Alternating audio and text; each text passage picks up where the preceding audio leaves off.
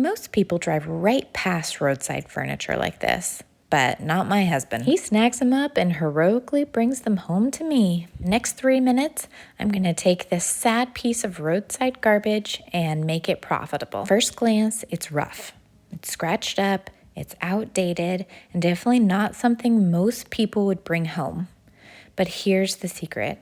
Cosmetic damage is easy money. Underneath the dirt and dust is a solid build with clean lines, and that's what actually matters. This isn't a full restoration. I'm not going to be stripping, no hours of sanding. The goal is simple, just to maximize profit by minimizing my time. First, I gave it a good clean. You'd be surprised how much that alone can transform a piece. And then just did a light scuff sand on the areas that I planned on painting. I wanted to keep the top and that little drawer light colored, and so I grabbed my random orbital sander and started with 120 grit and worked my way up to 220 grit.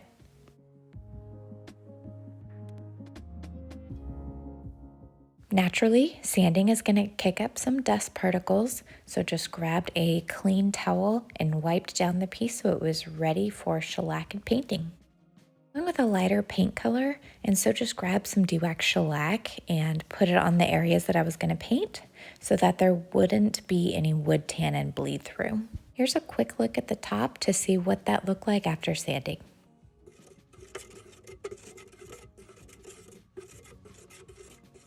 Apply some painter's tape just to keep those lines crisp, and here's what it looks like after one coat.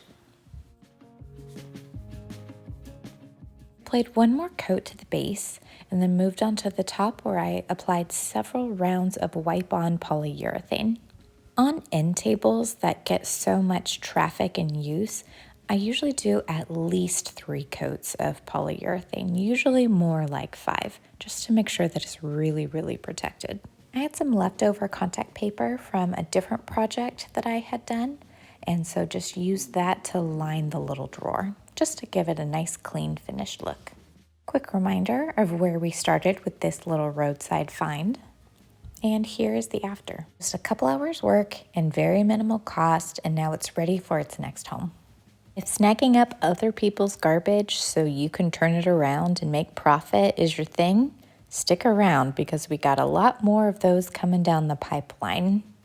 If you enjoyed this video or at least found it interesting, consider giving it a thumbs up and or subscribing. I try to put out new material every single week. See you next time.